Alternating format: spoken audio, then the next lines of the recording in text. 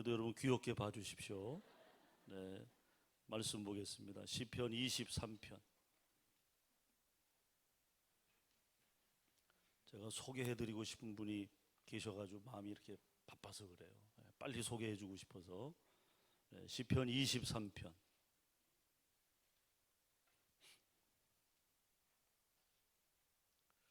1절에서 끝절 우리 다 같이 읽겠습니다. 여호와는 나의 목자시니 내게 부족함이 없으리로다. 그가 나를 푸른 풀밭에 누이시며 쉴 만한 물가로 인도하시는도다. 내 영혼을 소생시키시고 자기 이름을 위하여 의의 길로 인도하시는도다.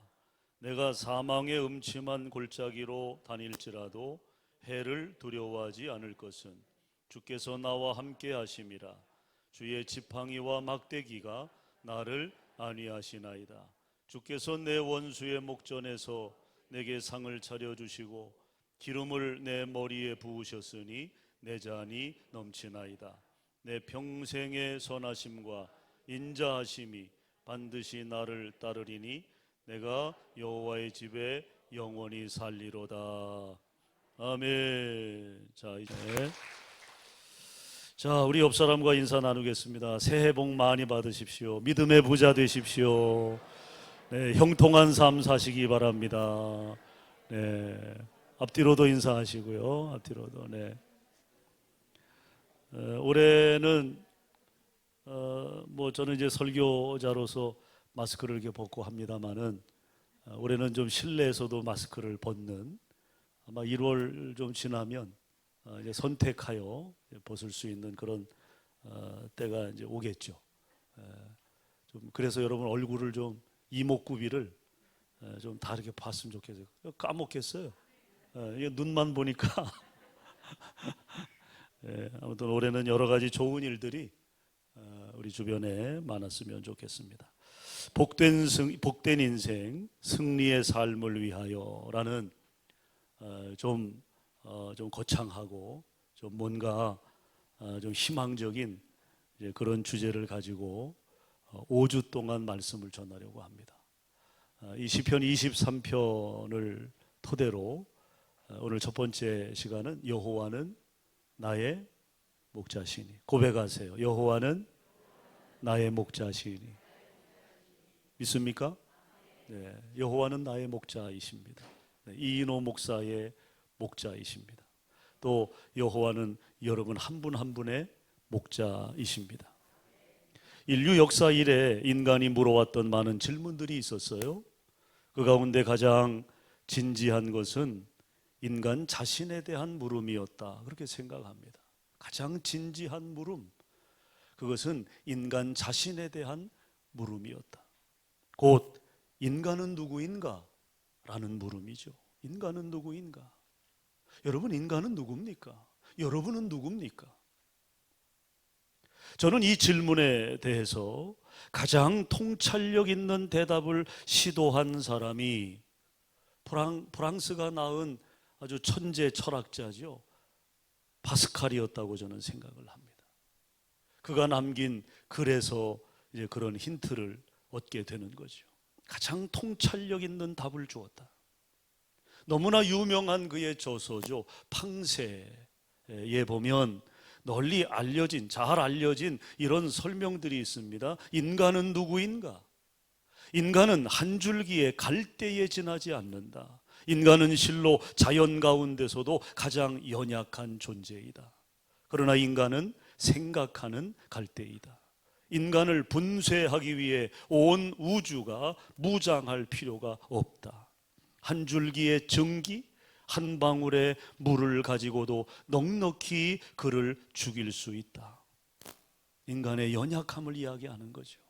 그러나 우주가 인간을 분쇄한다고 해도 인간은 그를 죽이는 우주보다 더 고귀하다. 왜냐하면 인간은 자기가 죽는다는 것과 우주가 자기보다 우월하다는 것을 알고 있지만 우주는 그것을 모르기 때문이다. 팡세에 나오는 내용입니다. 또 이런 내용도 있어요. 인간이 더 밝은 빛에 거하면 거할수록 인간은 자신의 위대함과 비천함을 알게 된다. 인간은 자신이 비참하다는 것을 잘 알고 있다.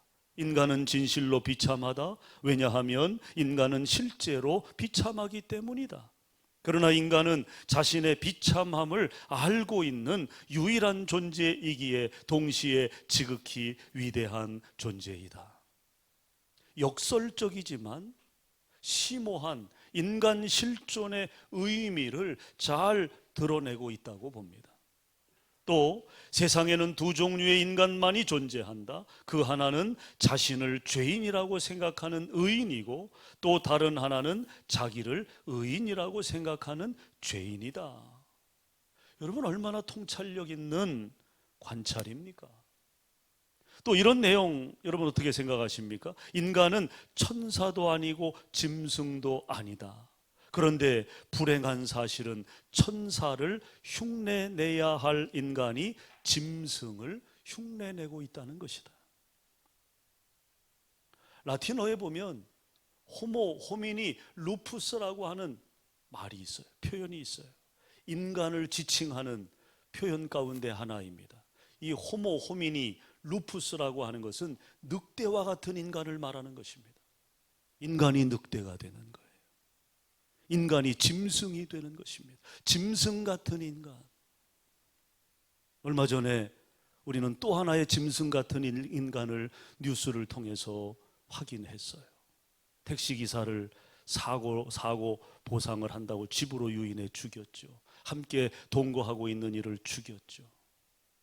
그 얼굴이 공개가 됐어요. 사람입니까? 사람이 아닌 거죠.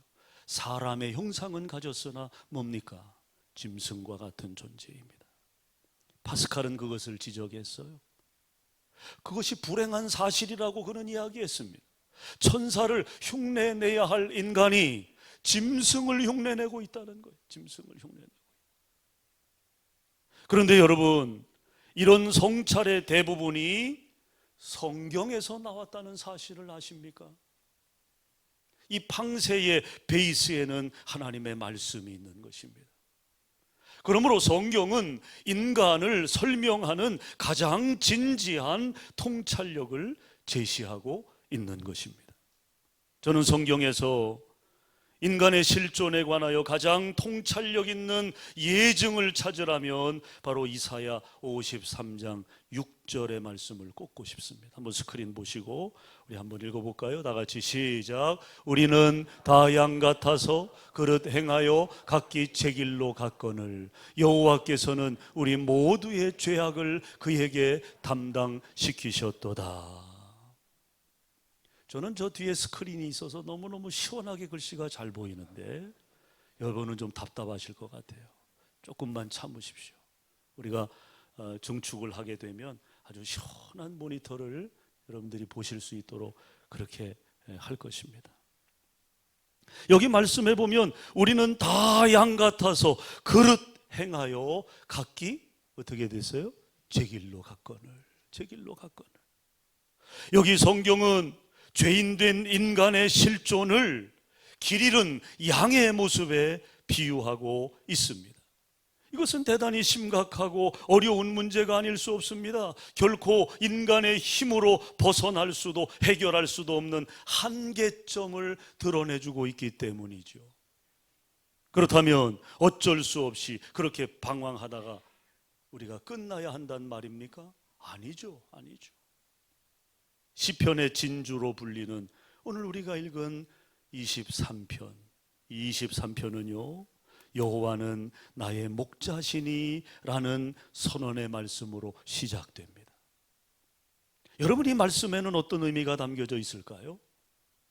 그것은 하나님이 목자시라면 인간인 저와 여러분은 그가 기르시는 양이라는 것을 전제하는 말씀입니다.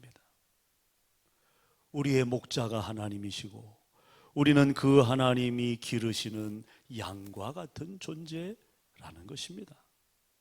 다시 말해서 양과 같은 인간의 문제에 대하여 하나님이 목자로서 해답이 되신다는 놀라운 선언인 거예요. 더 이상 우리는 우리의 문제로 인하여 고민할 필요가 없습니다. 왜? 목자 되시는 하나님이 계시기 때문이죠. 그렇다면 하나님이 어떻게 우리의 문제에 대한 해답이 되는가 앞으로 5주 동안 다룰 거예요. 그 말씀을 나누기 전에 오늘은 문제 속에 있는 인간 실존에 대해서 생각해 보고자 합니다.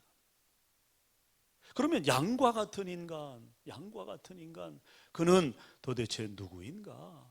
먼저 인간은요, 따라합시다. 방향을 잃고 사는 존재이다.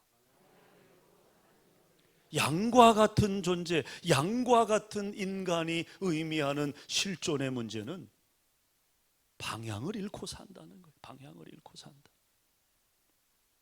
그것이 하나님을 떠나 죄 속에 살고 있는 이 땅에 속한 모든 인간의 현주소인 것입니다.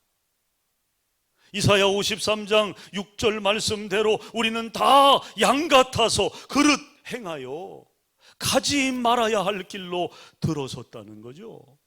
그런데 왜 수많은 동물 중에 하필 양에 비유했을까라는 것입니다. 여러분, 왜 양에 비유했을까요?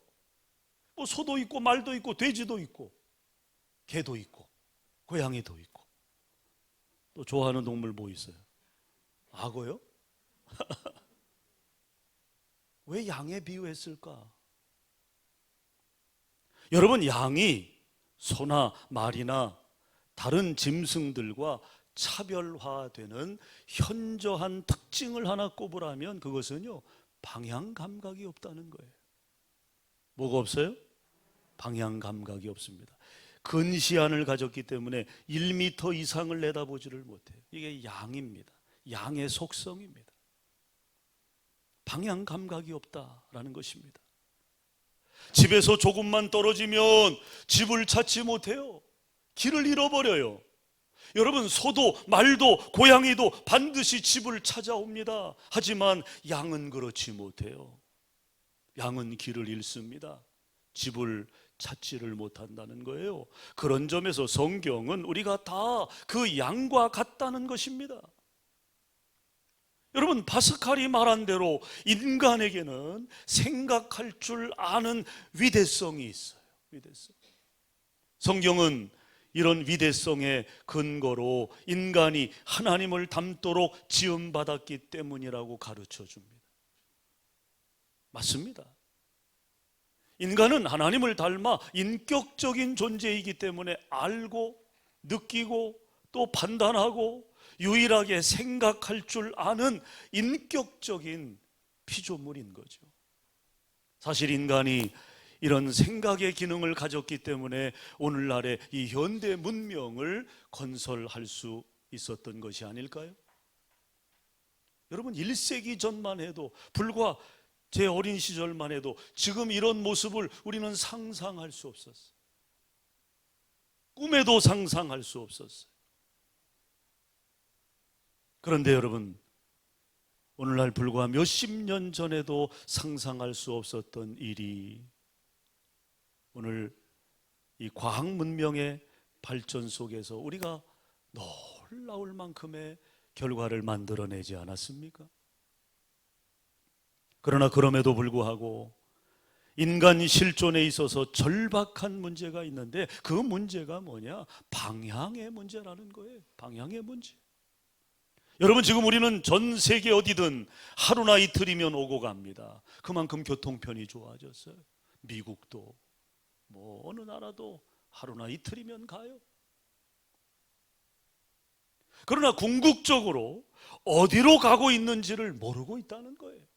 우리의 몸은 어디를 향해 갈지 몰라도 우리의 내면에, 우리의 자아, 우리의 인격, 우리의 영혼은 어디로 가는지 모르고 사는 이들이 부지기수라는 것입니다. 여기에 위대하지만 비참한 인간의 모습이 있는 것입니다. 오늘 여기 모인 우리야, 이미 여러분, 우리는 우리가 나아가야 할 방향에 대해서 분명하게 알고 있는 이죠. 예? 빨리빨리 문명이라는 이 가시적 성과를 훌륭하게 멋지게 이루어냈지만 인간의 실존, 내면의 자아는 사상 누각이 되어버렸고 방향을 잃어버리고 만 것입니다. 이것이 모든 나라, 인류 사회가 안고 있는 지금 작금의 현실적 문제라는 것입니다. 한국 국회의원들의 성적표라는 제목에 이런 유머가 떠돌아요. 내용은 이런 내용입니다. 그러니까 성적표니까 성적표. 여러분 다 성적표 우리가 옛날 받아보셨잖아요. 예? 수, 미, 양, 가. 그 밑에 또 있나요? 이 한국 국회의원들의 성적표, 유일하게 수를 받은 과목은 수학이랍니다. 수학. 워낙 월급과 들어오는 비자금, 계산 능력이 뛰어나기 때문에. 그래서 이 수학 과목이 수를 받았대요. 그 다음에 우를 받은 과목이 국어랍니다. 말하기, 쓰기, 읽기 다 잘했는데 왜 우를 받았느냐? 듣기가 잘 안 돼서, 잘 들으려고 하지 않는 거죠. 그래서 우를 받았답니다. 그 다음에 미를 받은 과목이 외국어 과목이랍니다. 외국 여행은 잘하는데 외교 실력이 빵점이라는 거예요. 외교 실력이. 그 다음에 양을 받은 과목이 사회랍니다. 워낙 사회봉사를 안 하다가 명절에 한번 나타나기 때문에. 명절에 한번. 그 다음에 가를 받은 과목이 윤리랍니다. 그 원인은 거짓말, 싸움, 욕설에 능하기 때문에.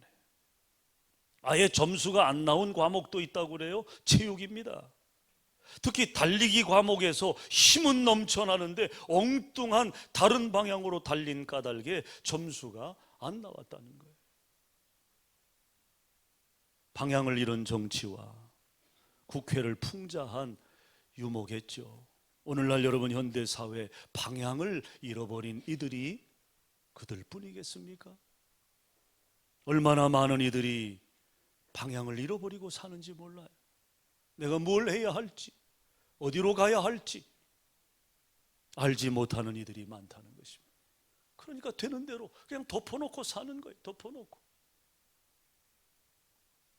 그렇습니다. 빨리 서둘러 일하고 많이 일하는 것만이 능사가 아닙니다. 잘못된 방향을 향해 열심히 뛰고 있는 경주자를 연상해 보세요. 아무리 열심히 달려봐야 그는 실격되고 마는 것입니다. 정해진 코스대로 가야죠. 그 코스를 벗어나 열심히 달리면 뭐합니까? 사랑하는 여러분, 그것이 혹 오늘 우리의 모습은 아닌가요? 도대체 우리는 무엇을 위해 일하고 또 우리는 어디로 가고 있습니까? 이것이 바로 방향의 문제라는 것입니다. 그 다음 두 번째로 인간은, 따라합시다, 자구책이 없이 두려워하는 존재이다. 모든 생물은요, 자신을 보호하기 위한 어떤 자구책을 가지고 있어요. 어떤 무기 하나를 가지고 있든지 아니면 뭐 보호색을 가지고 있든지, 그래서 색깔을 싹 바꿔서 자기를 보호하는 거죠. 그런데 양은 그렇지 못하다는 거예요. 양은 자기를 보호할 만한 어떤 것도 없습니다. 그것은 인간도 마찬가지라는 거예요. 인간은 오늘날의 눈부신 문명을 발전시켰음에도 불구하고 오히려 스스로 만든 그 문명에 의해 위협받고 살아가는 존재가 되고 말았습니다. 여러분, 핵무기를 만든 게 누구였어요? 하나님이 만드셨나요? 핵무기를 누가 만들었어요? 그런데 지금 그 핵무기를 규제해야 한다고 소리치고 서로를 믿지 못하고 두려워하는 것이 오늘 인간의 모습이라는 거예요. 북한도 핵을 가지고 있어요. 지금 러시아와 우크라이나 전쟁에서도 우려하는 것이 뭡니까? 러시아가 막다른 골목에 몰리면 핵을 사용하지 않을까? 그러면 이것은 걷잡을 수 없는 소용돌이에 휩싸이게 되는 것입니다. 그럴 개연성이 있기 때문에 두려운 거예요. 걱정하는 거고 염려하는 거죠. 인간이 만든 그것에 의해서 오늘 우리는 위협받고 살아가고 있다는 것입니다. 우리나라가 자동차를 만들었다고 얼마나 큰 자부심을 가졌습니까? 얼마 전에 그 드라마 시리즈 저는 아직 보지는 못했는데 그것도 현대 그 자동차 관련한 뭐 그런 내용들로 드라마가 종영이 된 것으로 알고 있습니다. 자동차를 우리 힘으로 만들었다. 얼마나 여러분 대단한 자부심이었습니까? 아직도 자동차를 만들지 못하는 나라들이 얼마나 많아요. 우리는 우리 브랜드를 가지고 있잖아요. 얼마나 큰 자부심입니까? 그러나 그 자동차 덕분에 우리는 교통사고율 세계 1위의 국가가 되고 말았어요. 우리의 자녀들이 자동차 운전을 시작하면 부모들의 초조함과 염려와 걱정은 절정에 달합니다. 우리도 전도사들이 면허를 따고 지금 이제 우리 전도사가 교회 차를 간간히 주변을 운행을 합니다. 운전하고 나갈 때마다 불안한 거예요. 불안한 거예요. 걱정스러운 거죠. 또 병원에서 신체 검사를 받다가 모종의 종양이라도 발견되었다 싶으면 어떻습니까? 갑자기 힘이 빠져. 다리에 힘이 빠져. 불안하고 또 두려워지는 것이 그게 여러분 우리 아닙니까? 그래서 성경은 우리가 다 양 같아서 라고 말하는 것입니다. 유달리 겁이 많은 양, 인간이 그 양을 닮았다는 거예요. 인간이 그 양을 닮았어요. 이런 인간의 두려움의 심리를 이용하여 발달된 것이 뭡니까? 보험업이에요. 보험업. 이 보험업이 우리나라는 세계 어디다 내놔도 꿀리지 않을 만큼 이 보험업이 잘 돼 있습니다. 자동차 사고가 두려워 자동차 보험에 가입합니다. 집이나 건물에 화재가 날 것을 두려워하여 화재보험에 들고, 건강 상실을 두려워하여 의료보험에 가입합니다. 비행기 탈 때는 항공보험을 들고, 배를 탈 때는 선박보험을 들어요. 은퇴 이후에 두려워하여 은퇴보험에, 축구선수는 이 발보험에 듭니다. 피아니스트들은 손가락보험이 있어요. 손가락보험이. 가만히 생각해 봤어요. 그러면 목사인 나는 내가 들을 보험이 뭐가 있을까? 난 어떤 보험을 들을까? 축구 선수는 발보험이 있고 피아니스트는 손가락 보험이 있으면 목사는 어떤 보험을 들어야 할까?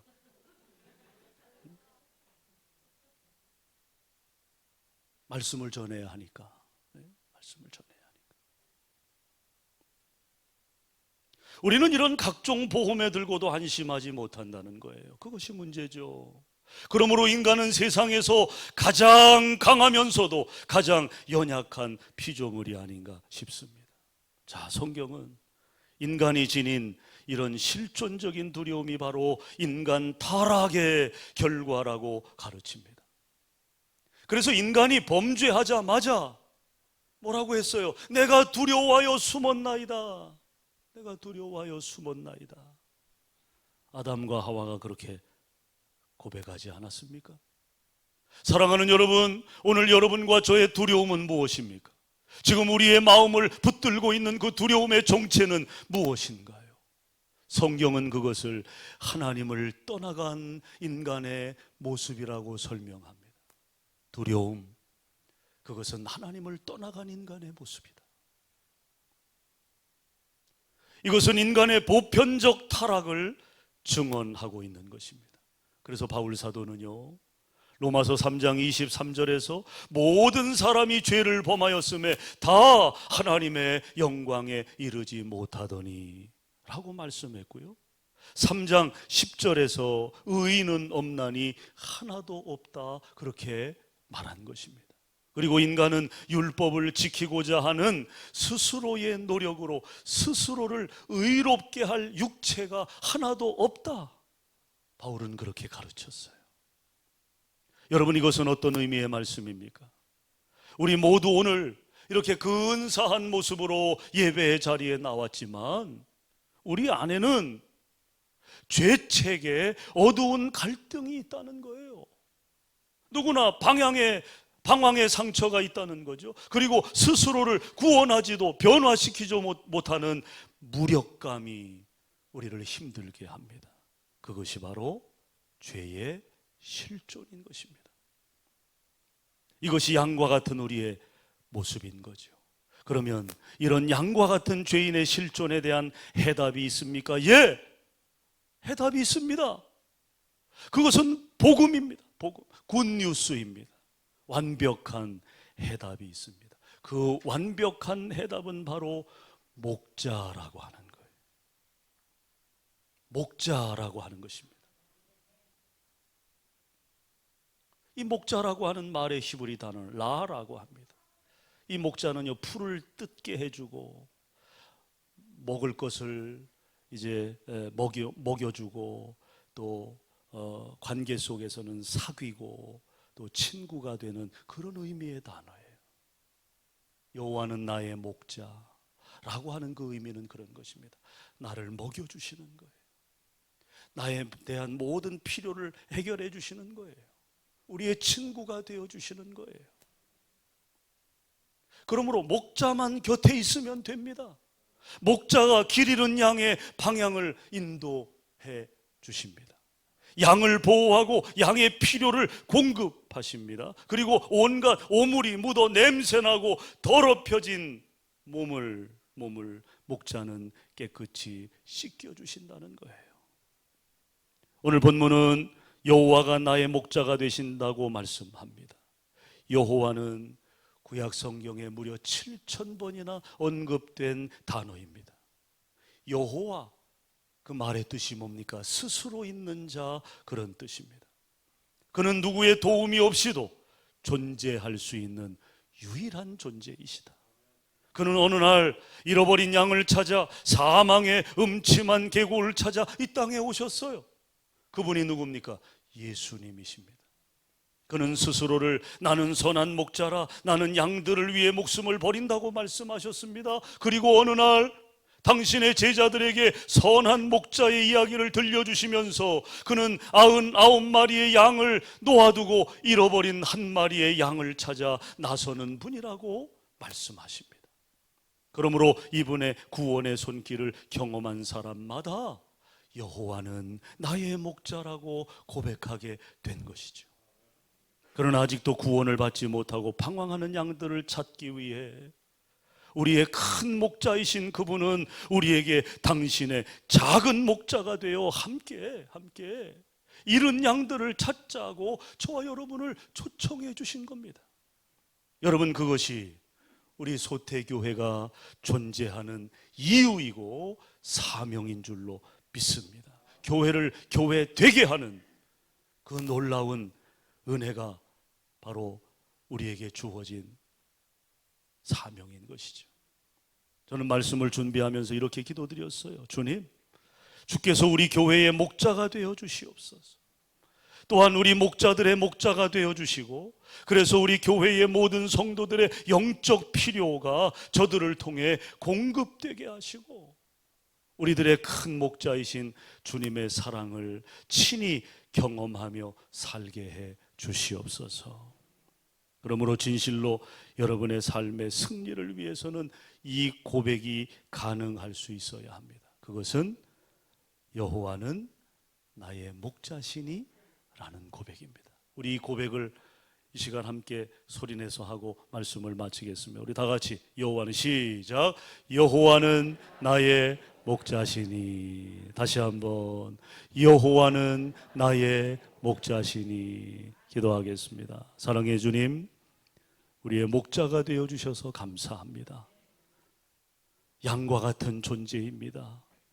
나아가야 할 방향을 잃어버렸고 또 우리의 연약함으로 인하여 우리는 유리하고 방황할 수밖에 없는 연약한 존재입니다. 그런 우리 가운데 찾아오셔서 우리의 삶을 친히 인도해 주시는 목자가 되신 주님, 주님으로 인하여 2023년 새해 방향을 잃어버리지 않게 하시고 우리에게 부여된 사명 넉넉히 감당하며 교회를 교회되게 하는 믿음의 종들로 쓰임받을 수 있도록 축복해 주시고, 또 그런 저들의 가정과 삶을 책임져 주셔서 부족함이 없게 하시고 큰 믿음의 손으로 하나님 이 세상을 호령하며 다스리는 하나님의 거룩한 백성들이 되도록 인도해 주시옵소서.